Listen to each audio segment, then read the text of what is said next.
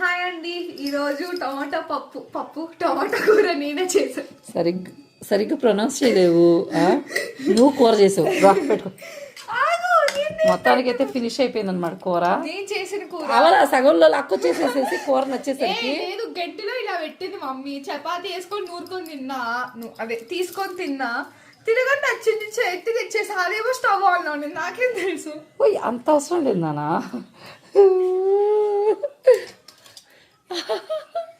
ఇప్పుడు దాన్ని ఎలా తింటావు? నేను చూడాలి. ఓ రోల్ లాగా వేసుకుంటా. కాలుతుంది పిచ్చగానా.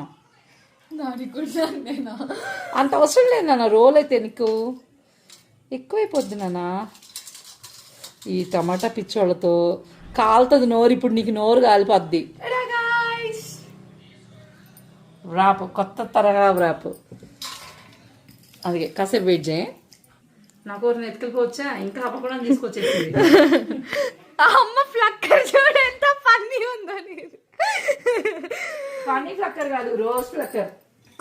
గుద్ది పడదు. గైస్, దీన్ని రోల్లో తినడం నా వల్ల అవ్వడం లేదు. ఇట్లా చల్లార్చుకొని ఇట్లా తింటున్నా ప్రస్తుతానికి. చియర్స్.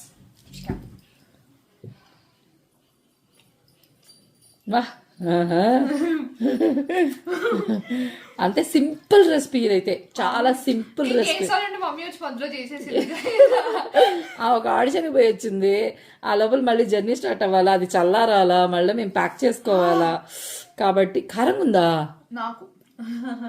ఇప్పటిదాకా అదే డిస్కషన్ జరిగింది బ్లాగ్లో. నీకు కారం అనేసి తక్కువ వేసాను, అప్పటికి తక్కువ వేసా.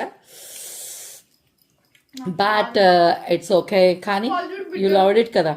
యా, ప్యాకింగ్ అయితే అయింది. ఇది టమాటా పచ్చడి, ఇది వచ్చేసి పప్పుల పొడి మా షూట్ కోసం అనమాట ఇది. అండ్ టమాటా కర్రీ కూడా. 10 రోజులు ఇంట్లో ఎట్టుండాలో ఏంటో. ఇప్పుడు కుదించబడింది 9 రోజులు అయ్యింది. రేపు వెళ్ళట్లేదు కాబట్టి కుదించబడింది. కుదించబడింది. ఏదో అయింది.